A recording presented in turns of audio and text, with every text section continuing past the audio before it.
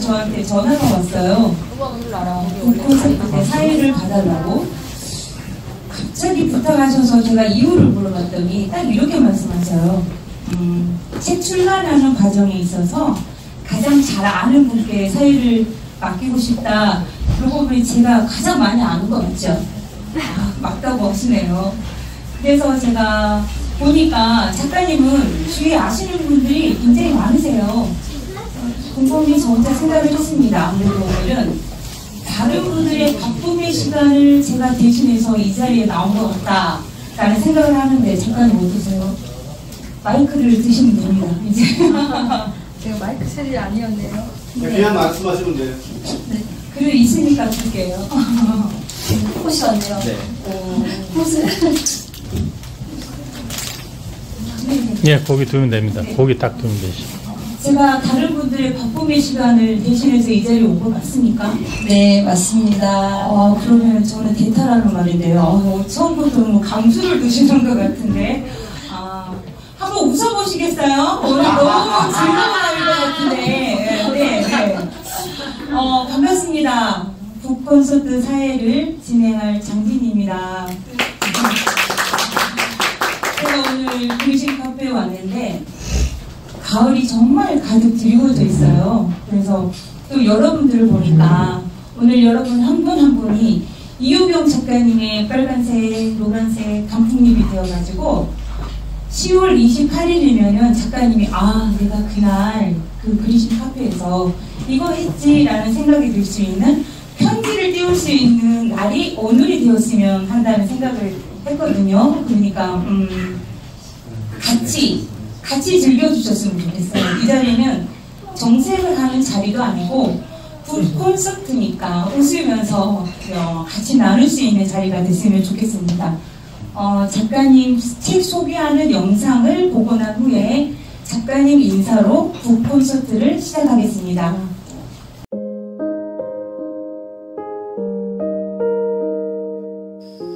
모든 게 서툰 사람이었다. 하지만 한순간도 사랑하지 않은 순간이 없었고 한순간도 사랑받지 않은 순간이 없었다. 서툰 사람에게 사랑은 용서였고 때로는 외로였다. 늘 실수투성인 채로 사는 듯해도 나만의 속도와 사랑의 방식으로 살아왔다.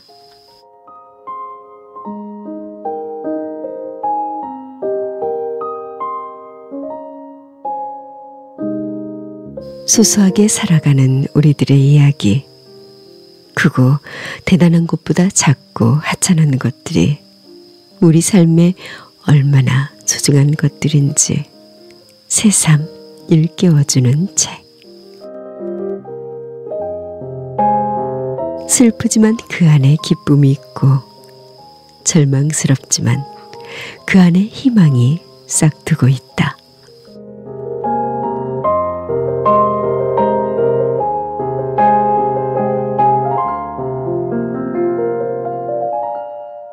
지우고 싶었던 숱한 시간들, 그 시간마저 우리에겐 선물이었다.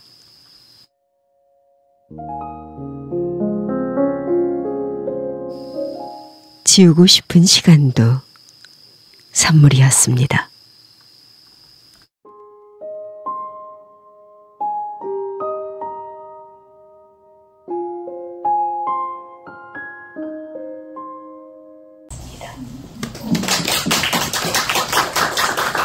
네, 지금부터 우리들의 소소한 이야기, 그 뒤의 얘기를 시작하겠습니다. 작가님이 긴장하실까봐 제가 첫 번째 질문은 아주 쉬운 질문을 선택했어요. 책에 보면은, 제 1장에 보면은 꽃이라고 눈물이 없겠니? 제가 또르르 제 마음이 시를 읊더라고요. 자, 작가님 질문합니다. 작가님은 언제 글을 쓰시나요? 저는 글을 쓰기도 하지만 글을 생각을 하는 시간이 새벽 시간이거든요. 처음에는 성경을 묵상하다가 묵상글을 쓰기 시작했는데 어느 순간 이제 제가 시로 이거를 한번 써봐야겠다는 생각이 들어서 시를 적게 되었는데 시를 쓰다 보니까 제 마음에 있는 것뿐만 아니라 자연들을 보면서 자연의 마음도 느껴지고 그리고 좀 어렵게 힘들게 살아가시는 많은 분들이 보이더라고요. 그래서 그분들의 마음을 내가 조금씩 쓰게 되고 쓰다 보니까 나도 위로받고 또 누군가를 위로할 수 있는 그런 사람이 되어가는 것 같습니다. 네, 작가님이 제가 규칙들을 알려드리지 않았거든요. 이렇게 말씀을 잘하시면 오늘 굉장히 재밌을 것 같습니다. 저도 작가님 사진을 참 좋아해요. 작가님을 사진을 보고 제가 좀 눈여겨보는 것도 있었고 작가님은 바다, 꽃, 하늘 만났던 사람을 핸드폰으로 찍으셨죠. 네, 근데 여러분도 알듯이 모든 풍경이 사진이 되지는 않아요. 찰나의 순간이 사진이 되는 풍경. 작가의 시선이 좀 궁금하지 않으세요? 그러면 질문합니다. 작가님은 어떨 때 셔터를 누르세요? 그리고 핸드폰으로 사진을 찍으시는데 저희처럼 사진을 못 찍는 사람들한테 핸드폰으로 이렇게 찍으면 참 잘 나와요 라는 약간의 팁 알려주시면 감사하겠습니다. 그렇지 않아도 우리 저기 이수일 선생님 저기 손 들어보세요. 이수일 선생님이 저를 만나러 오기만 하면 네. 사진 좀 가르쳐주세요. 맨날 그러세요. 제가 질문을 잘했네요. 전 사진을 찍게 된 그 계기는 아니고 사진이 너무 좋았어요. 대학 그 입학 선물로 뭘 갖고 싶냐고 해서 카메라 갖고 싶다고 했거든요. 그러니까 대학교 1학년 때부터 선물 받은 그 카메라로 제일 먼저 찍은 사진이 저기 우리 조카 왔거든요. 은혜 손 들어볼까요? 제가 사랑하는 우리 은혜를 그렇게 많이 찍었어요. 네. 그리고 그 아이들의 그 우리 은혜가 아기 때부터였으니까 그 웃는 모습 있잖아요. 그게 너무 좋은 거예요. 그래서 나는 사람의 이렇게 아름다운 모습을 찍는 사람이 되어야겠다 생각을 하고 정말 사람들의 표정이나 그런 거를 처음에 먼저 찍었는데 요즘은 초상권 침해 이런 게 심하잖아요. 저는 그런 걸 찍고 싶은데 요즘은 사람들의 모습을 찍는 게 너무 어려워졌다는 거. 그래서 제 사진 속에는 보면 사람이 많은데 거의 지금은 뒷모습으로 찍어요. 그리고 저는 제 사진을 보면 알겠지만 참 화려한 이런 경치나 이런 사진보다는 정말 우리 살아가는 삶을 찍고 싶은 거예요. 그래서 지나가는 누군가의 버려진 꽃, 버려진 바구니 그것도 저한테는 하나의 작품으로 들어왔어요. 근데 찍고 나서 보니까 처음에 찍을 때는 그냥 소소하게 그냥 지나가는 아무 의미 없는 바구니였고 꽃이었는데 나중에 찍고 나서 보니까 너무 아름다운 거예요. 그리고 지나가다가 창을 보면 그 창 안에 뭔가 모르게 나에게 얘기하는 것 같은 거예요. 그 창이. 그래서 좀 창을 많이 찍어요. 창도 많이 찍고 그리고 길을 참 많이 찍었어요. 길. 그래서 여기 보면은 길과 관련된 그런 사진도 있고 제가 그 길에 대한 소망함이 있는 것 같아요. 어떤 길을 가야 될지 어떤 삶을 살아야 될지 한 그런 고민들을 많이 해서 그런지 그런 길도 많이 찍고 그리고 이제 아침에 운동이나 걷기를 하다 보면 새 있죠. 새가 너무 예쁜 거예요. 새소리가. 새소리 사진에는 새만 나와 있지만 사실은 저는 그 사진을 보면 그 새가 지저귀던 소리가 들리는 거예요. 근데 그거를 보고 집에 이게 사진을 집에 와서 이렇게 들추다 보면은 그게 저한테 글로 이렇게 표현이 되는 거예요. 그게 표현이 돼서 시가 되고 우리 작가님이 그 추천사를 써주셨는데 뭐라고 써주셨냐면 저는 작가님이 마치 제 마음에 들어갔다 나온 나온 줄 알았어요. 어떻게 써주셨냐면 눈은 보았고 마음이 뜨겁게 사진 속 세상이 말을 걸어온다. 작가의 사진이 시가 되고 시가 사진으로 흐르니 자연스레 여백이 찾아 들어와 살포시 채운다. 사실 사진을 찍으면 그 안에 글이 나오고 제가 했다고. 네, 그렇게 써주셨어요. 그리고 정말 사진을 찍으면 글이 나오고 또 글을 쓰면 어떤 사진을 찍을지도 이제 지나가다 보게 되고 그러다 보니까 사진 속 이야기가 저의 이야기고 저의 시고 또 저의 시가 또 제 사진이기도 하고 저의 그림이기도 하고 그렇습니다. 네. 참 시선이라는 게 무섭잖아요. 작가님이 가지고 있는 삶의 생각이 시선 속에서 나오는 거기 때문에 아무래도 작가님이 보는 우리가 만약에 이렇게 예쁘고 화려한 꽃을 보는 것이 아니라 꽃 밑에 떨어져 있는 낙엽 하나를 보는 거잖아요. 저는 그 작가님의 시선이 이 책에 나왔다고 생각이 들었거든요. 여러분도 아마 읽으셨을 테니까 다 공감하시지 않으셨을까. 두 번째 질문이 있었습니다. 핸드폰으로 사진을 어떻게 잘 찍을 수 있을까?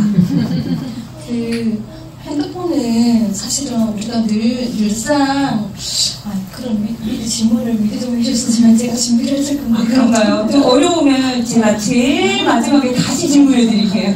그러니까 이게 핸드폰은 제일 중요한 게 이게 카메라는 깨끗해야 되잖아요. 깨끗하게 장면을 찍혀야 되잖아요. 그래서 근데 이걸 찍다 보면은 우리가 늘상 손이 이렇게 닿기 때문에 지저분해요. 그래서 그 안경 닦기 있잖아요. 렌즈를 안경 닦기 있죠. 그걸 일단 가지고 다니면서 닦는 거. 그게 제일 첫 번째. 핸드폰으로 찍는 요령 중에 제일 첫 번째고 두 번째는 제가 그 스마트폰 사진 강좌를 들으면서 그때 강사님이 무슨 얘기 하신다면 내가 무엇을 찍고 싶은지를 찍으라고 주제가 있어야 된다고 하시더라고요. 그러니까 그걸 사실은 처음에 찍다 보면 주제도 없어요. 점점 찍다 보면 내가 찍고 싶은 주제가 떠올라요. 이번에도 오늘도 제가 상곡동에 오전에 부평에 있는 그 북구 도서관에서 오전에 부모임에서 저를 초대해 주셔가지고 거기서 이제 북구 하고 왔어요. 오전에 하고 지금 오후에 왔는데 거기서 제가 그 상곡동이라는 재개발 지역을 찍으러 갔었거든요. 근데 사실 거기를 가면 참 생각이 많아져요. 그러다 보면은 그 사진에 대한 주제가 떠올려지는데 그렇지 않고 평범한 일상 속에서 내가 사진을 찍을 때는 이게 내가 너무 아름다워서 찍기도 하지만 사람들이 그런 구도나 제일 중요한 게 사진은 구도거든요. 구도인데 이게 뭐 미술 그림을 배운 사람들은 제일 먼저 구도를 생각을 하고 그림을 그리잖아요. 사진도 마찬가지예요. 내가 생각하는 것을 예를 들어서 이 꽃을 찍는데 꽃을 전체를 찍을 수도 있고 어떤 한 부분을 찍을 수가 있는데 먼저 내가 생각하는 구도를 생각을 하고 그 다음에 그 가로 세로 있잖아요. 가로 세로 그 라인이 참 중요해요. 사진을 바다를 찍었는데 수평선이 이렇게 대각선이 된 분들의 그 사진을 보면 내려주고 싶어요. 반듯하게. 그러니까 사진을 찍을 때에는 가로 세로가 중요한데 그 중에 제일 중요한 게 세로. 세로를 먼저 맞추고 그 다음에 가로. 그거는 이제 지금 제가 얘기하는 거는 기본적인 사진 그것만 지켜주면 웬만한 사진은 자기가 원하는 프레임 안에서 예쁘게 찍을 수 있어요. 구도가 중요하다. 가로 세로를 잘해라. 네, 세로가 첫 번째. 알 수 없는 것 같습니다. 그냥 이렇게만 잘 찍는구나 하고 넘어가 주시면 될 것 같아요. 그래서 작가가 있는 거지. 저희처럼 한 번 듣고 나서 알면 다 작가 할 수밖에 없는 거죠. 그럼 두 번째 질문 하겠습니다. 책 제목이 지우고 싶은 시간도 선물이었습니다예요. 책에 이렇게 쓰셨죠. 하나님이 주신 우리 삶 속에 지우고픈 시간도 가끔은 선물이었어. 가끔이란 단어를 국어 사전에서 찾아보니까 시간적, 공간적 간격이 얼마쯤씩 있다라는 뜻이래요. 근데 만약에 작가님이 지우고픈 시간을 모두 다 선물이었다 하셨으면 여기 계신 분들 아무도 공감 안 하셨을 거예요. 가끔이라는 단어가 들어갔기 때문에 아 그렇지라고 생각도 하셨을 거고. 질문 들어갑니다. 돌이켜보니까 지우고 싶은 만큼 큰 어려움이 있었는데 하나님의 섭리 아래 지금 내 삶에 선물이 되어 있는 이야기 혹시 생각나는 거 있으시면 한번 말씀해 주세요. 사실 처음에 책을 쓸 때 저는 선물이라는 제목으로 책을 쓰고 싶었어요. 근데 선물이라는 거는 너무 그냥 막연하잖아요. 막연한 이야기고 누구나 받고 싶지만 내가 이야기가 있어야 되는데 저는 나의 이야기가 나의 이야기를 선물로 그거를 그리고 싶었어요. 그래서 이 선물이라고 하는 것은 제 글을 보신 분은 알겠지만 새벽이라는 얘기가 참 많이 나와요. 그 새벽이라는 표현이 많이 나온다는 것은 제가 이 글을 쓸 때 새벽에 글을 많이 썼다는 거예요. 그러니까 제가 살아오면서 어릴 때부터 그 루틴이 새벽에 일어나는 루틴인 거예요. 그러니까 제가 이름이 이효경인데 표자가 새벽효예요. 그러니까 아버지가 제가 새벽효 인간이 될 줄 어떻게 아시고 새벽효를 넣어서 제 이름을 지었는데 사람들은 제가 효도효인 줄 아는데 저 새벽효예요. 그래서 제 삶의 루틴이 그냥 새벽을 사는 사람이에요. 그러니까 늘 새벽에 깨어있고 새벽에 깨어나면 제가 묵상하고 그 삶을 중학교 때부터 살아왔다고 하면 맞을 것 같아요. 네, 그래서 지금 여기서 선물이라는 것은 제가 새벽 시간에 주어졌던 그 많은 묵상글과 그리고 힘들었던 시간들이 참 많았는데 그 새벽 시간에 제 삶을 기도하고 또 하나님께 제가 질문하다가 울고 했던 그 시간들이 저에게는 선물이었어요. 그래서 사람들은 처음에 제 책을 보기 전에는 제가 항상 밝고 원래 명랑소녀예요. 그러니까 명랑한 사람이어서 제가 힘들었던 그런 과거가 있을 거라고는 아무도 모르고 있다가 책을 보고 이렇게 슬픈 삶을 살았냐고 그러는 거예요.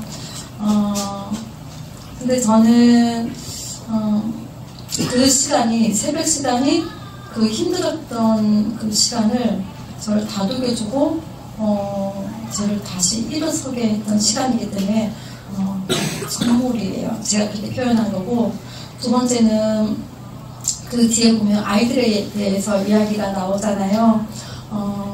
서툰 사람 조금 전에도 표현했던 것처럼 저는 아이를 잘 양육하는 엄마도 아니었고 그리고 사업하느라고 너무 많은 일을 하고 있었고 그렇기 때문에 아이도 어릴 때 부모님이 키워주셨고 그 키우는 과정에서도 뭐 제가 아이들한테 그렇게 잘해주지는 못했지만 그 우리 둘째 아이가 이제 장애 진단 받으면서 제가 모든 사업도 접어야 했고 그 아이를 치료하는 과정에서 이 아이들을 기르는 과정과 그리고 그 아이들이 하나님 앞에서 잘 자라는 모습이 저를 위로하고 이 아이들이 잘 자라는 것이 저한테 선물이 됐어요. 그래서 우리 자녀들이 저에게는 크나큰 선물이었습니다. 두 가지 떠올렸어요. 네네. 그 큰 어려움에 대해서 질문을 하셨는데 제가 했는데 작가님이 지금 그거는 비밀이라고 말씀하고 계신 것 같아요. 네. 세 번째 질문을 제가 할게요. 우리가 내 삶의 자리를 훌쩍 떠나서 어디론가 간다는 거는 참 많은 제약이 있잖아요. 그런데 작가님은 떠나셨죠. 네. 책에 보면 딸과 함께 제주도에 가서 딸이 준 조약돌 때문에 검색관에 걸리는 에피소드도 있고, 친구의 한마디에 세수만하고 공항으로 달려가서 홀로 여행을 하는, 그러기도 했어요. 작가님은 머뭇거리는 마음에 용기를 가지라고 저희들한테 말씀하셨어요. 그러면은 경험한 자로서 여행을 다녀온 전과 후가 어떻게 달라졌던가를 제가 좀 배워야 되거든요. 네. 그 부분을. 그래서 그거 한번 듣고 싶습니다. 사실 저는 그렇게 용기가 있는 사람이 아니에요. 누가 이끌어주면 따라가는 걸 좋아하는데 제 스스로 뭐를 이끄는 걸 별로 좋아하는 사람은 아니었던 것 같아요. 근데 제 친구 얘기를 하자면요. 제 친구가 참 좋은 친구였었는데 그 친구가 늘 얘기하는 거예요. 자기 친구의 버킷리스트 나오잖아요. 항상 저한테 하고 싶은 것을 해봐. 항상 그 얘기를 하는 거예요. 근데 우리가 그 버킷리스트를 쓰면서 내가 하고 싶은 것을 한다고 하지만 환경이라는 것은 내가 하고 싶다고 하게 되는 건 아닌 것 같다고요. 사실 보온이를 치료하고 키우는 과정에서는 제가 사실 제 삶이라는 건 별로 없었어요. 아이를 오전에는 서울에 가서 치료를 하고 오후에는 인천에 와서 아이를 치료하고 모든 시간이 아이한테 다 모든 이제 맞춰진 시간이기 때문에 제가 좋아하는 사진도 많이 찍지도 못했고 좋아하는 일을 하지는 못했어요. 근데 우리 보은이가 이제 성장을 잘해서 대학생이 돼서 저기 대전에 있는 배제들을 가면서 이 아이가 저는 기숙사는 안 된다고 했는데 자기가 가겠다고 해서 보냈어요. 처음에는 단신반이 하고 보냈는데 친구가 그러는 거예요. 걔를 보내놓고 이제 너의 시간을 좀 가지라고 저한테 얘기하는 거예요. 그래서 그렇게 얘기를 했지만 사실 저한테 용기는 없었어요. 그 책에 보면은 그 과정을 너무 재밌게 그 리얼하게 써놨잖아요. 그게 사실 정말 그랬어요. 왜냐면 갈 수도 있는데도 불구하고 비행기표를 클릭을 해요. 클릭을 해놓고 또 취소를 해요. 그만큼 용기가 없는 거예요. 그랬는데 한번 해보자. 그리고 제가 클릭하고 항공료를 이제 먼저 비행기 티켓을 끊고 나니까 반은 비행기 표를 끊고 나니까 반은 되더라고요. 네. 그리고 이제 사실 우리 보은이하고 그때 같이 가자는데 보은이가 안 가겠다 그래가지고 사실은 혼자 가게 된 거였지만 그래서 우리 보은이는 저 혼자 갈 줄 몰랐대요. 엄마가 자기가 안 간다며 안 갈 줄 알았대요.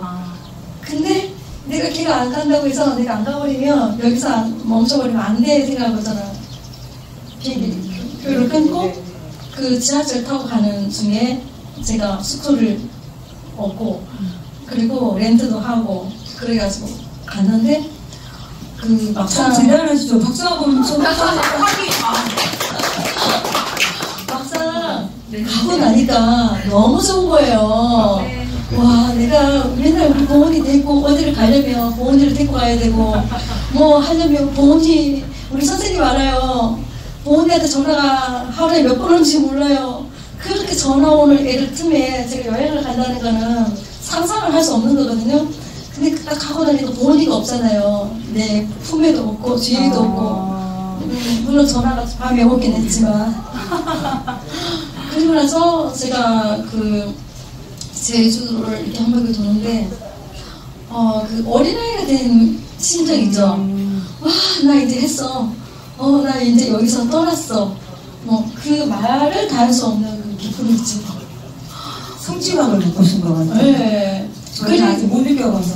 그리고 나서 이제 그 이후에는 가까운 무의도 있잖아요. 바닷가 영종도 우리 영종도에서 오신 저기 김신구 목사님 계신데 영종도가 참 좋더라고요. 근데 제가 인천을 오랫동안 살았음에도 불구하고 인천이 이렇게 좋은 곳인지 몰랐어요. 그 친구들 이렇게 서울에서 온 친구들도 있지만 인천에 정을 두지 못해가지고 항상 서울로 그래서 친구들 만나러 서울에 나가고 인천에서는 별로 구경도 하지도 않고 인천에 대해서 아는 것도 없었어요. 근데 무의도를 한번 가가지고 사진을 찍었는데 너무 좋은 거예요. 이거는 막 그냥 친구들하고 여럿이 이게 걸어 다닐 때는 사실 그 모든 친구들의 스케줄도 맞춰야 되고 친구들과 호흡도 맞춰야 되기 때문에 사진을 찍을 수가 없잖아요. 근데 내가 찍고 싶은 사진이 온 세상 곳곳에 다 있는 거예요. 그리고 그 무의도를 한번 가서 사진을 찍으면서 제가 사진은 혼자 가져야 찍을 수 있는 거구나. 좀 외로운 작업이지만 좋은 작품을 찍으려면 내가 혼자 하는 연습을 좀 해야겠다 생각을 했어요. 사실 무의도로 저를 데리고 갔던 친구는 저기 꽃집 친구 지금 와서 인사 좀 해주세요. 저 친구가 저를 무의도로 처음으로 무의도를 꽃을 예쁜 꽃을 가져왔거든요. 제 친구인데 아이고 미안합니다.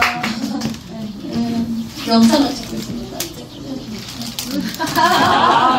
절대로 밖에는 안 된다. 이거 말씀하시네. 네네. 지금 작가님 말씀하시는 거 보니까 혼자 갔다 오면은 웃음이 생길 수 있다. 지금 말씀하고 계신 것 같아요. 그냥 내 인생의 행복이 눈의 시야가 달라져서 그때부터 나는 너무 행복한 데가 돼 있었기 때문에 사진을 찍을 때도 그 사진 속에서 나는 자유로워 라고 지금 말씀하고 계시는데 친구분이 오셔가지고 리듬이 깨졌거든요. 계속 연결하시는 거까지. 그 친구들하고 가는 걸 되게 좋아해요. 저 친구들 되게 좋아하고 책에서도 내 친구들은 내 가족과 같은 존재라고 얘기를 하기 때문에 친구들하고 여행도 많이 가고 친구들하고 어울리는 것도 좋아하는데 사실은 사진을 찍으면서 제가 혼자 하는 것을 배우게 되고 혼자 하는 시간을 좋아하게 됩니다. 그러니까 보니까 작가님은 혼자 여행을 떠나고 난 전과 후가 다른 게 딱 한 가지는 있네요. 제가 들어보니까 홀로서기를 잘하셨어요. 여행을 가기 전에는 작가님이 홀로서기를 할 수 없는 환경이잖아요. 근데 환경은 똑같은데도 여행을 가고 난 후에는 홀로서기가 더 자유롭게 갈 수 있는 상황이 된 것 같아서 저도 한번 떠나보려고 하면 우리 남편이 아마 여기 있어서 무슨 소리 좋은 걸 배워 라고 말할 것 같아서 제 마음에만 다 간직을 하고 작가님 네 번째 질문 할게요. 네. 장애인 딸을 키운 엄마라고 솔직하게 고백하셨어요. 네. 책에 장애아를 키운다는 것은 그 아이의 숨소리까지도 엄마의 몫이다. 저 되게 많이 울었어요. 저도 아픈 딸을 듣고 있는 엄마이기도 해서 남편이 부도를 맞아 경제적인 어려움이 있을 때도 이웃을 말씀하셨고 목사님의 기도로 아이의 뇌전증이 치료되기 걸어온 그 과정까지 이웃을 말씀하셨어요. 그러면은 작가님은 사랑만 줬고 이웃이 없었다면은 이웃의 관심과 사랑이 없었다면은 우리 아이는 키울 수 없었어요 라고 책에서 고백합니다. 지금도 기억하고 있는 이웃이 있고 그 이웃이 작가님이 생각하는 그 이웃이 어떤 이웃인지 한번 말씀해 주시겠어요? 처음에 사실 우리 아이의 이야기가 원래는 A4 용지 5장이었어요. 5장이었는데 이거를 A4 용지 1장으로 줄였어요. 너무 할 말이 너무 많았거든요. 왜냐면 사실은 그 아이 때문에 세상에 글을 쓰게 됐고 제가 SNS를 하게 된 게 우리 아이 때문이었어요. 처음에 그 장애 진단 받고 어떻게 하면 이 아이를 처음에는 사실 너무 막막하고 정보도 없고 그렇기 때문에 제가 그 네이버 카페에 그 육아일기방을 쓰면서 많은 엄마들에게 정보도 나누고 그런 과정이 있었는데 사실 처음에는 너무 막막했어요. 제가 청년 때 저랑 같은 부서, 제가 출판국에 근무할 때 같은 부서에 조기교실이 있었는데 그 조기교실에 상담하러 오는 엄마들이 대부분이 장애를 가진 엄마들이었는데 그 엄마들이 상담을 하러 오기만 하면 맨날 오는 거예요. 그 모습을 보면 정말 저 엄마들은 얼마나 힘들까 이 생각을 했는데 막상 제가 장애아이를 이렇게 키우게 될 거라고는 상상도 못했고 처음에 아이를 진단받을 때 저 한 3일 동안 실어증이 걸렸어요. 아무 말을 할 수 없어요. 말이 나오지가 않았어요. 너무 놀래기도 하고 내가 그 상황을 이 장애아이를 키울 거라는 상상도 해보지 못했기 때문에 입에서 말이 안 나오는 거예요. 그랬는데 이 아이를 좀 잘 키워보자 생각을 하고 마음 먹고 나서는 어떻게 하든 이 아이를 그 의사는 걷지도 못할 거고 말도 못할 거고 자폐를 동반할 거고 경기를 할 거며 가장 최악의 상황을 원래 얘기하잖아요. 그 상황에서 이 아이를 바라보는데 내가 주저앉으면 이 아이를 치료를 할 수가 없으니까 그때부터 내가 세상에 나오기 시작한 게 나 혼자 키울 수 없고 이 아이는 세상에 도움을 받아야 되겠다고 생각을 했어요. 제가 처음에 우리 모은이를 키울 그 당시는 장애아이를 키운다 그러면은 제 시선은 지금도 시선이 안 좋지만 그렇게 좋지는 않았어요. 그래서 아이를 데리고 세상에 나오는 건 용기가 필요했어요. 어마어마한 용기가 필요했고 이 아이가 장애인이라는 거를 얘기하기까지는 저한테도 그 시간이 좀 필요했던 것 같고 그리고 나서 나오고 나서 제일 먼저 제가 교회에 도움을 요청을 했어요. 우리 아이는 장애인이고 도움이 필요하다는 거. 지금 생각해보면 저희가 처음에 왕생교회를 다니다가 나중에 작은 교회를 이렇게 다니다 보니까 큰 교회보다 작은 교회는 가족 같잖아요. 저희가 개척교회만 다녀가지고 작은 교회이기 때문에 우리 부모님을 거의 친부모처럼 키워주셨어요. 그러니까 처음에 뭐 어디를 가도 부모님을 챙겨주시고 항상 제가 밖에 나가도 부모님 챙겨주시고 그리고 부모님을 사랑해주시니까 이 아이가 자기가 세상에 너무 못하는 게 너무 많아요. 봐도 우리 부모님은 직접 상급이거든요. 진행이 50대예요. 그런데도 불구하고 자기는 못한다고 생각하지 않고 늘 사는 거예요. 그래서 그 교회가 아이를 같이 키워줬고 또 하나는 저희가 처음에 임대아파트에 살았었어요. 임대아파트 살 때 우리 부모니가 경기가 아주 심했었어요.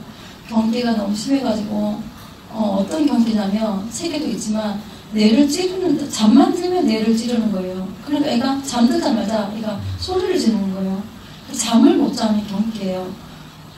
근데 이 아이가 소리를 지르면 그 동네 주민들이 그거를 다 받아 그냥 어찌 보면은 민원이 들을 만한 일이잖아요. 어느 누구도 우리 부모님가 경기하고 소리를 지르는 중에도 어느 누구도 민원을 넣어주는 사람이 아무도 없어요. 저희가 한 4년인가 가까이 거기 살았는데 그리고 우리 부모님가 경기가 책에 나오는 것처럼 제가 그때요 어마어마하게 아이가 잠을 못 자니까 나도 잠을 못 자고 해서 항상 얼굴이 초췌해가지고 얼굴이 밝은 날이 없었어요. 그리고 얼굴빛이 늘 그냥 어둡고 그러니까 목사님이 어디 안 좋은 일 있냐고 그래서 제가 잠을 못 자서 그렇다고 아이 때문에 그랬더니 목사님이 저를 위해서 기도를 해주셨어요.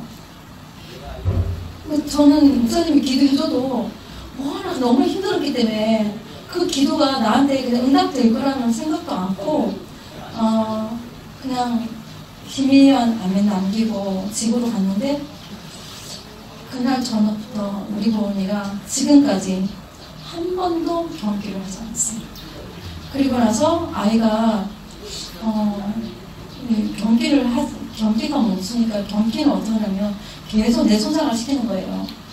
그리고 나서 경기가 멈추니까 아이가 점점 말도 조금씩 하게 되고 6살 때까지 유모차 끌고 다녔거든요. 그러면서 보조기 신고 한 발짝 두 발짝 이제 걸음도 하게 되고 초등학교 갈 때쯤은 이제 거의 이제 자기 스스로 갈 수 있게끔 됐어요.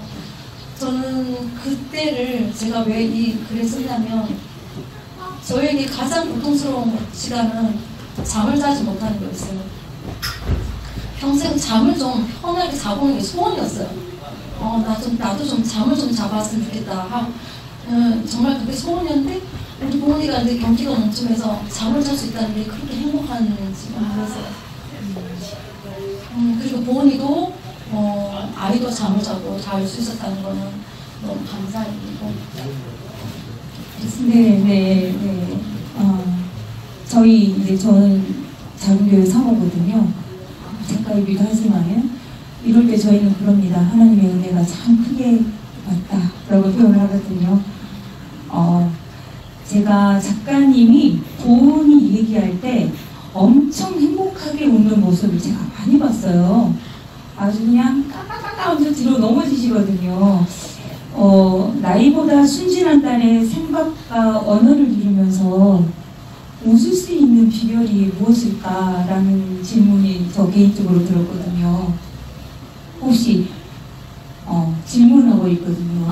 사실 딸의 그 모습을 통해서 어떻게 그렇게 웃을 수가 있느냐. 왜냐면은 보통 엄마들이 이래요. 내 딸이 25살 서른인데 만약에 뭐 10살의 언어로 얘기하면은 우리 딸은 무슨 근데 그런 모습을 못 봤어요. 그래서 제가 참 이 부분은 궁금한 부분이다 라고 생각을 해서 제가 이거 가르쳐 드렸어야 하는 건데 제가 사실 진짜 엉뚱하거든요. 왜 그러냐면 부모님 수준의 얘기를 하다 보면 사실 우리는 좀 너무 고차원에 올라와 있는 거예요. 그 부모님의 얘기가 이해가 안 갈 때가 많지만 그 아이가 웃음을 주는 거예요. 예전에 저희가 개척했던 교회가 있었는데 그 교회에서 목사님이 무슨 얘기 하셨냐면 우리 교회는 거기에 다 직업 자체가 다 전문 직업을 가지시는 분들이라고 고상하신 이런 분위기인 거예요. 우리 교회는 보온이 없으면 웃을 일이 없어요. 그래요. 걔가 한마디 딱 하면은 다 웃어요. 그리고 하나 예를 들면 초등학교 3학년 때 영어 그 시험을 봤는데 항상 부모니까 15점 이렇게 받아오다가 56점을 받아온 거예요. 내가 그 점수를 잊지를 못했거든요. 56점을 받아왔는데 아빠가 너 컨이겠지 그랬거든요.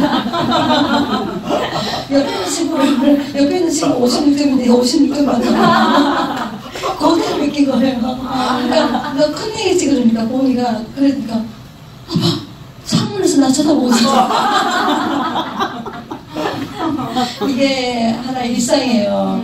그러다 보니까 지금은 그때는 어린아이였으니까 그게 웃음이 있고 그랬는데 지금은 나이가 들었잖아요. 이제는 성인이 됐는데 지금도 아직도 보은이의 언어는 아직도 웃음을 줘요. 지난번에 사모님하고 같이 있는데 전화가 온 거예요. 그래서 사모님 바꿔줬거든요. 그러니까 제가 막 사모님하고 얘기하고 있는 게 제가 막 한참 웃었더니 사모님이 어떻게 그럴 수 있냐고. 그러니까 보니까 작가님이 그냥 있는 그대로의 모습의 본인의 딸을 사랑하기 때문에 웃을 수 있는 거잖아요. 사실은 우리 딸이 지금보다 더 재능이 높고 조금 더 성장했으면 좋겠다라는 그 딸에 대한 기대치가 자꾸 올라가면은 작가님도 지칠 건데 그 기대치에서 전혀 그냥 수평 이동으로 쭉 가면서 어느 날 이 아이가 좀 더 내 생각보다 진짜 약간의 더 깊은 얘기를 하면은 깔깔깔깔 웃으시는 거예요. 맞아. 그 아이의 그 약간의 포인트를 볼 수 있는 눈이 박수 한번 쳐드려야 될 것 같아요. 이거는 정말 대단하신 분인 것 같아요. 저희는 그렇게 살지 못해서.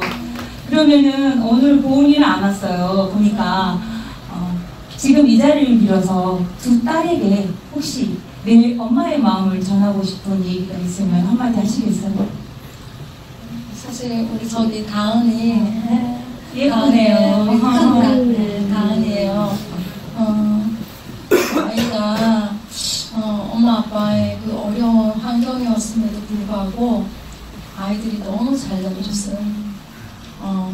부모보다도 훨씬 훌륭해요. 저는 울지 마, 울지 마. 아유, 울려고 한 것은 아니었는데.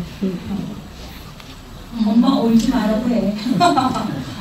우리 다은이는 정말 천사 같은 딸이고, 부모님은 저한테 기쁨을 주는 딸인데, 사실 여기에 큰아이 얘기가 나와요. 큰아이 나오는데, 그 육교 나오잖아요. 착한 딸이라고 나오잖아요. 네, 거기 그 사연이 그냥 우연찮게 물론 그렇게 아이가 한 얘기지만 육교위를 지나가는데 엄마 어떤 할머니가 육교 위에서 앉아갖고 그 추운데 주먹 밥하고 뭐 쌈장 같은 걸 얹어가지고 이렇게 먹고 있었다는 거예요. 아이가 그거 보니까 너무 짠해가지고 자기가 편의점 가가지고 그 할머니 들고 꿀차랑 이렇게 따뜻한 걸 해서 갖다 드렸다는 거예요. 그래서 제가 너무 잘했다고, 너무 잘했어. 그랬더니 엄마 누구나 그걸 봤으면 누구나 그렇게 했을 거야 그랬는데 딸한테 이렇게 어떤 얘기를 저는 할 수는 그만한 자격도 안 되는 것 같아요. 그러니까 늘 그냥 잘해준 게 없기 때문에 사실 다은이한테 잘해준 게 많이 없어요. 왜냐면 항상 보은이를 키워하느라고 다은이한테는 잘해주지 못한 부분만 늘 생각이 나기 때문에 미안하고 그래도 나오잖아요. 사랑하는 남편도 챙겨야겠고 장애인 동생은 큰 딸도 챙겨야 되고 장애인 딸도 챙겨야 되고 이 상황이 쉽지는 않았지만 그 상황에도 불구하고 딸이 너무 잘 커줘서 저는 그냥 고맙다는 말, 사랑한다는 말, 그 외에는 제가 해줄 수 있는 말은 아무것도 없는 것 같아요. 엄마의 마음을 다 줬다고 얘기를 합니다. 제가 이거 4번 챕터를 할 때 분명히 본인이가 다운될 거다라는 생각을 제가 했거든요. 그래서 이분은 약간 쉬어가는 타임으로 여러분은 편지 하면은 뭐가 떠오르세요? 편지. 대답을 해주셔야 돼요. 첫사랑. 저희 남편입니다. 지금 첫사랑이라고 아주 위험한 발언을 하고 그런 것 같은데요. 집에 와서 봐요. 다른 분들은 생각나시는 게 없으세요? 이렇게 대답을 안 하실 것 같아서 제가 멘트를 계속 써놨어요. 어떻게 써놨냐면은 제가 노래가 생각나는 거거든요. 그래서 오늘 이 자리가 사실은 북 콘서트 자리예요. 북 토크만 얘기하는 게 아니라 시도 있고 노래도 있어야지 밖에 있는 가을이 섭섭해하지 않습니다.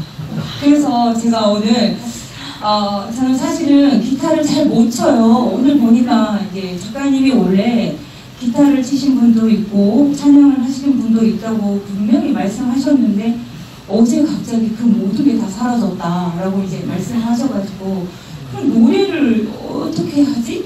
라고 얘기를 하셔가지고 제가 지금 이제 딩가 하면서 틀리기도 할 것이고 뭐 이렇게 해가지고 제가 또 사회도 보면서 기타도 칠 것 같은 혼자 다 할 것 같은 네 그래서 지금은 다 같이 가을이 좀 밖에 있는 가을을 좀 안으로 넣어야 될 시기인 것 같아서 좀 분위기 전환 차원에서 저희가 노래를 부르려고 해요. 어니언스의 편지. 아주 좋잖아요. 여기 보니까 다 그 노래 아실 분들과 모이셨어요. 근데 지금 가만히 앉아 계셔가지고 목소리 하나도 안 나오시죠? 제가 기타를 치다가 목소리가 작으면 기타 안 치려고요. 왜냐면 제 소리만큼의 문제가 되니까. 그래서 발성 연습을 한번 하겠습니다. 발성 연습. 나의 살던 고향을 꽃피는 상고 조금 더 크게 복숭아꽃 살구고 아기 진달래 울긋불긋 잠깐 이렇게 해서요. 자리 동네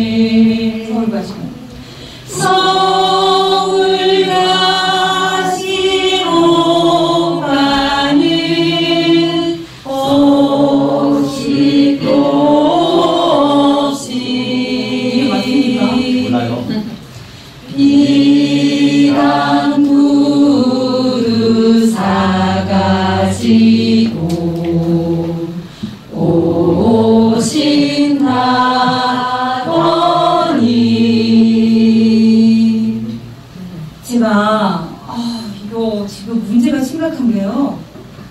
목소리들이 너무 작으셔갖고 저도 지금 약간의 감기 오르실 수 있어요. 그래서 우리 딸이 감기가 걸려가지고 하루를 회사로 출근 안 했거든요.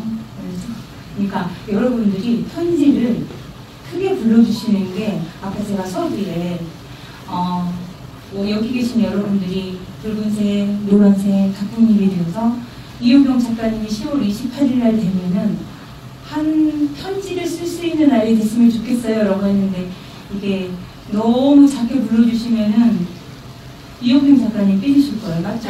네. 삐지신다고. 어니언스의 편지는 다 아시죠? 네. 네, 김진구 목사님이 찬양 잘하신 거 찬양 아니구나 이거. 노래 잘하는 거 압니다. 이게 토크보다 더 떨리는데요. 딩강딩강 해도 양해를 다 잘해야지 아름다운 것은 아니잖아요. 실수도 하는 것도 되게 아름다운 것 중에 하나라고 생각합니다. 작가님, 네. 잘 불러주세요. 마이크 잡고 불러주세요. 제가 이거를 하려는데 남자 키가 돼 있어서 여자 키로 바꿨습니다. 목사님들이 이해를 해주시기를.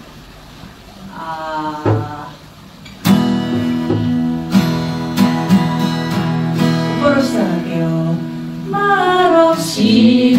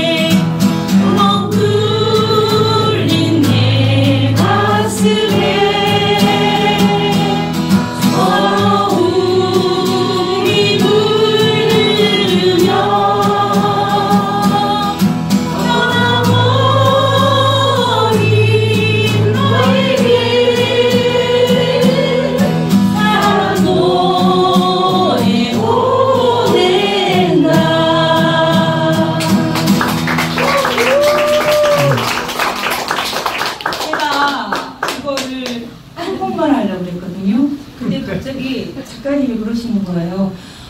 아니 작가님 10월 32일이면 생각나는 게 없으세요? 10월 30일이면 뭐가 생각나는데요? 이용 있잖아요. 이용. 이 분위기와 이용이 너무 잘 어울리니까 혹시 그 노래를 부르면 네 김승부 집사님 이용 잊혀진 계절을 부르자고 그러는 거예요. 그래서 잊혀진 계절을 제가 쳤더니 오 이용 오빠 음색 너무 높아요. 그래서 이거는 할 수 없는 일인데 라고 했는데 여기 계신 분들이 보니까 이제 분위기 잡으셨어요. 박수도 치시고 얼굴도 이제 웃음기도 있으시고 그래서 잊혀진 계절 한번 불러보겠습니다. 참 오랜만에 불러보시죠. 네. 우부터 들어갈 것 같아요. 꼬림 있어요. 지금도 기억하고 있어요. 10월의 마지막 밤이 뜻모를 이야기만 남긴 채 우리는 헤어졌지요. 그날의 쓸쓸했던 표정이 그대의 진실인가요? 한마디 변명도 못하고 잊혀져야 하는 건가요? 언제나 돌아오는 계절을 나에게 꿈을 주지만 이룰 수 없는 꿈은 슬퍼요. 나를 울려요. 박수. 제가 그만 치겠습니다. 너무 손발 아픕니다.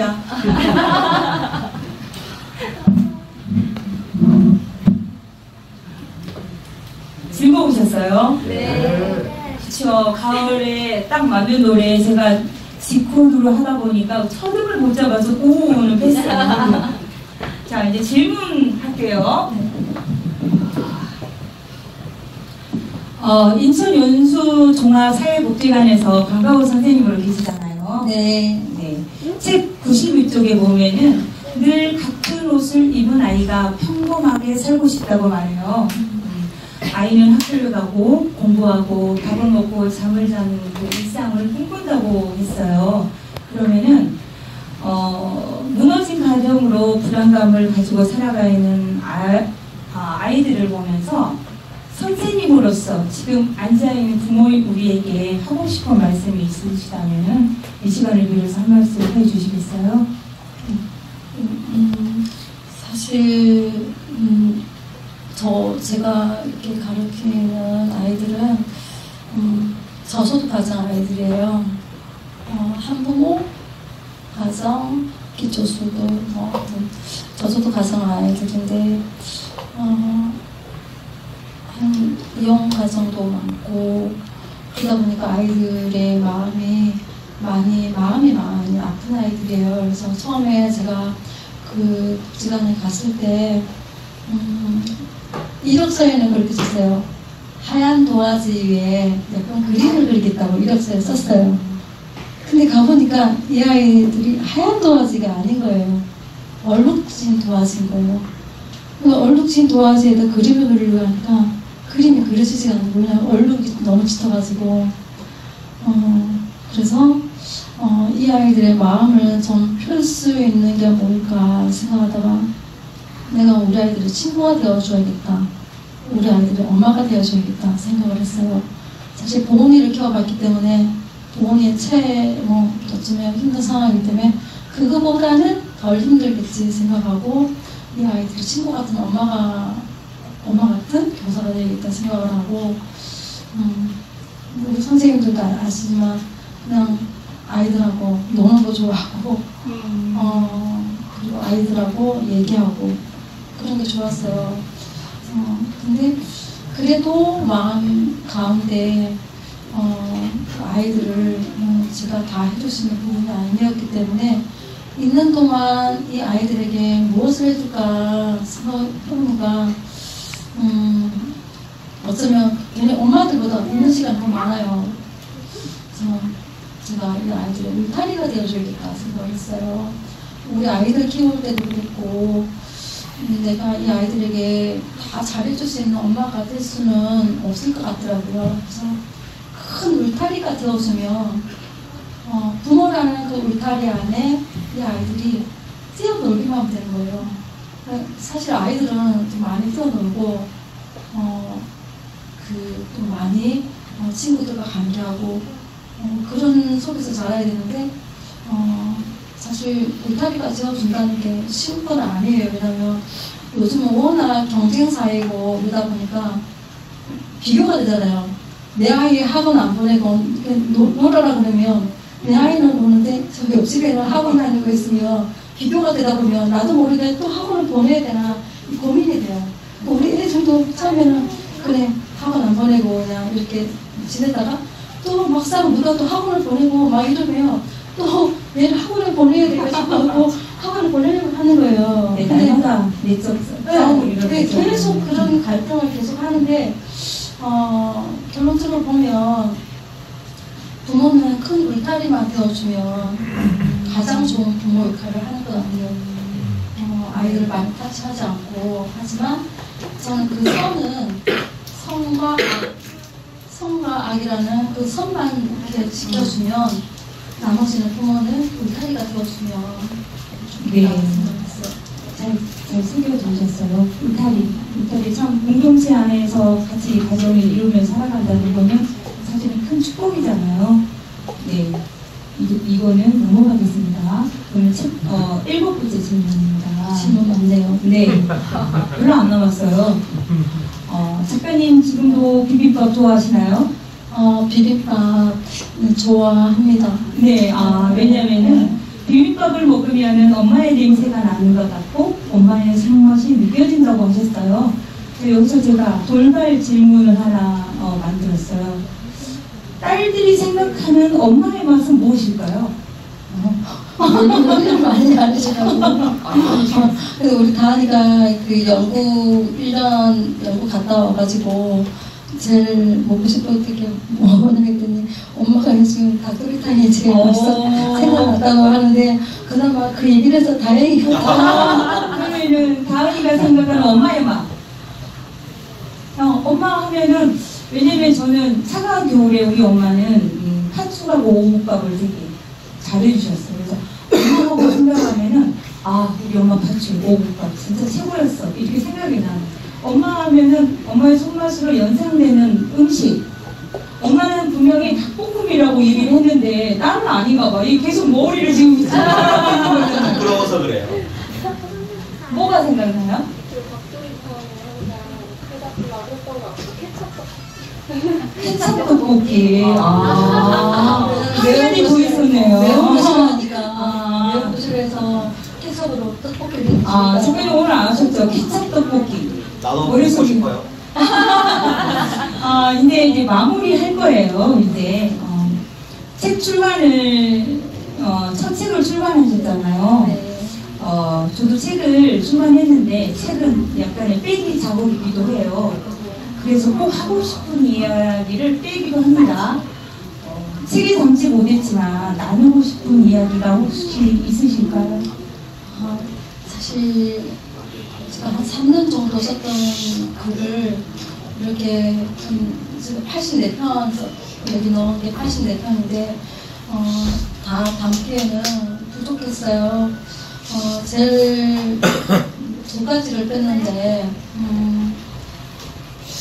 저희 엄마 얘기하고 저희 아버지 얘기를 뺐어요.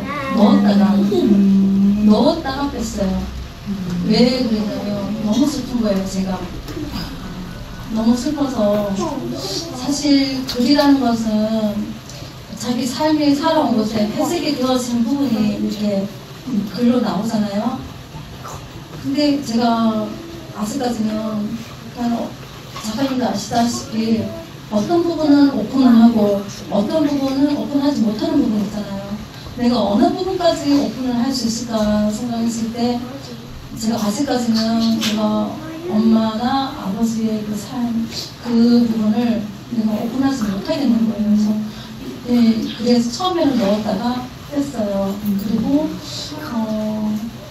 언젠가 쓰게 되면 불가하지 않아요. 왜냐면 저희 정체성이기도 하고 언젠가 쓰겠지만 오픈 사실 페이스북에는 올렸어요. 페이스북에는 올렸는데 책이라는 거는 페이스북은 내가 올렸다가 나만 보게 할 수 있어요.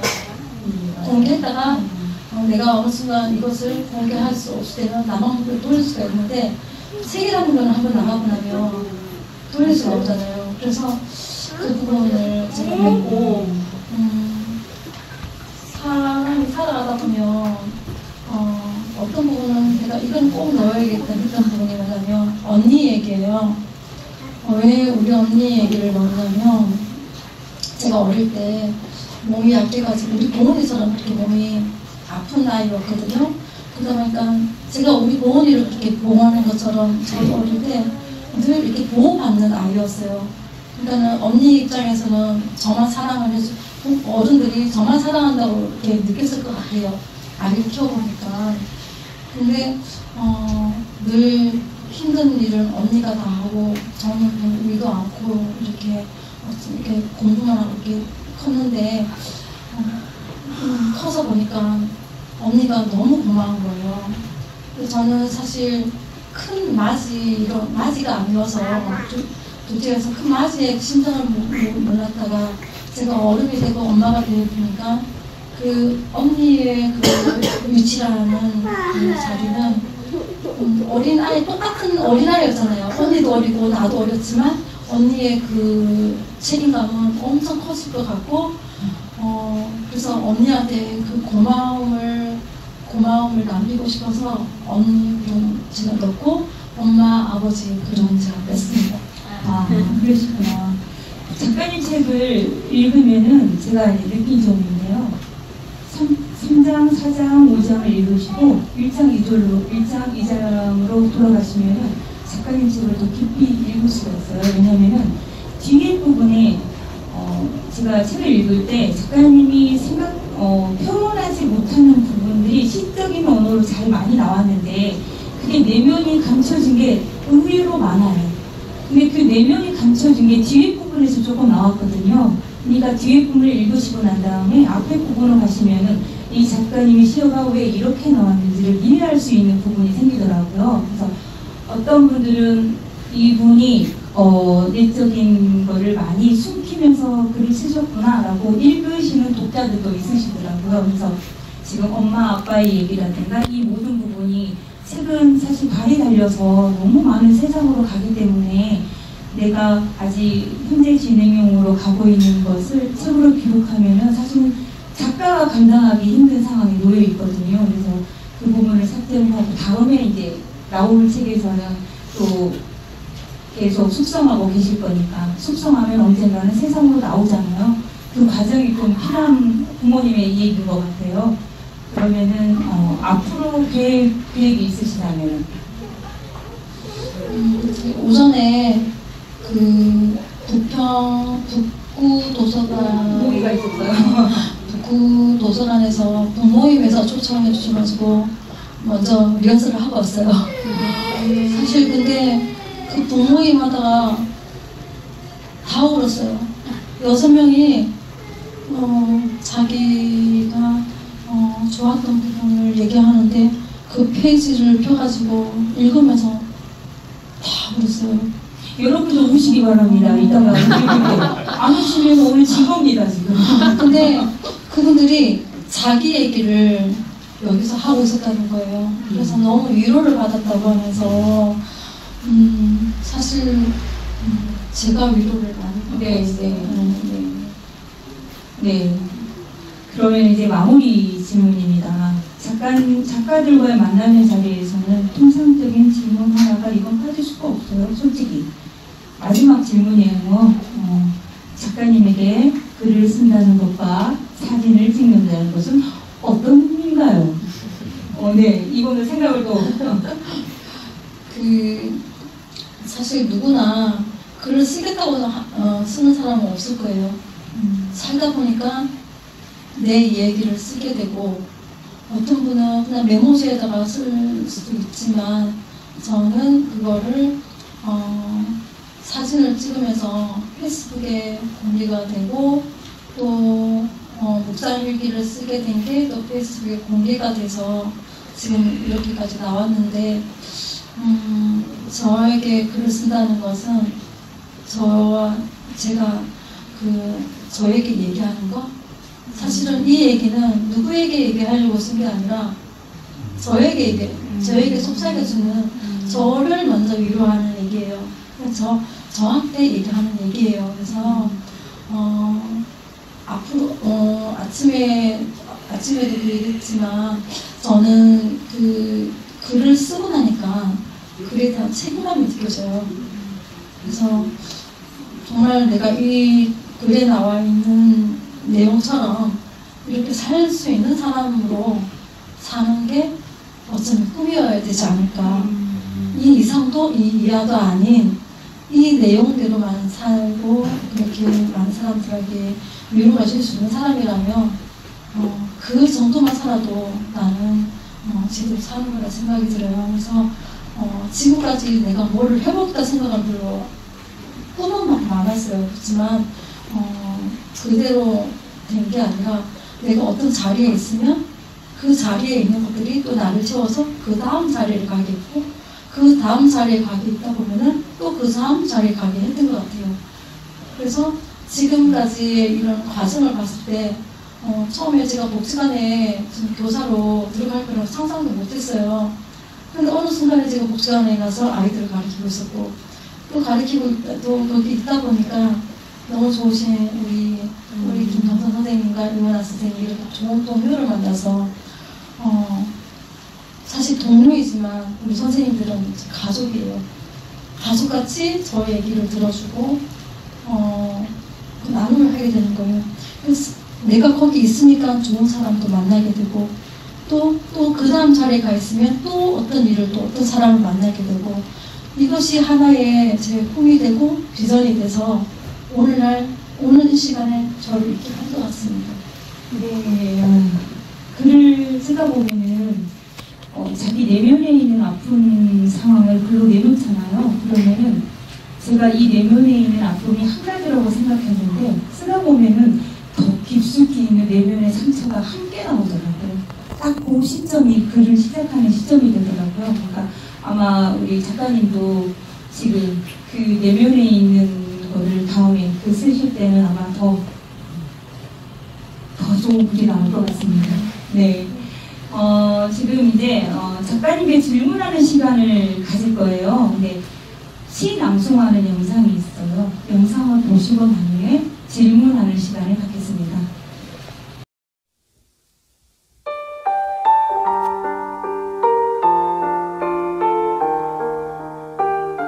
정시의 가을. 이효경.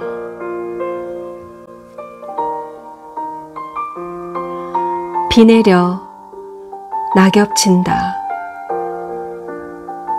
토요일 오후 배달은 밀려 주방 쳐다보는 횟수 잦아지고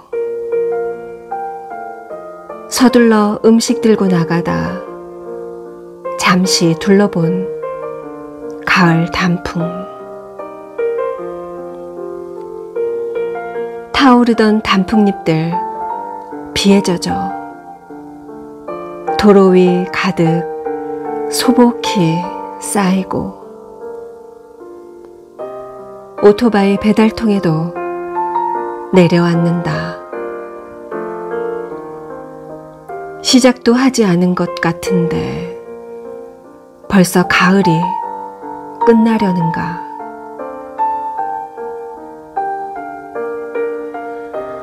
코로나로 시름 겪는 사람들, 비 내리는 주말이면 더 바쁜 배달.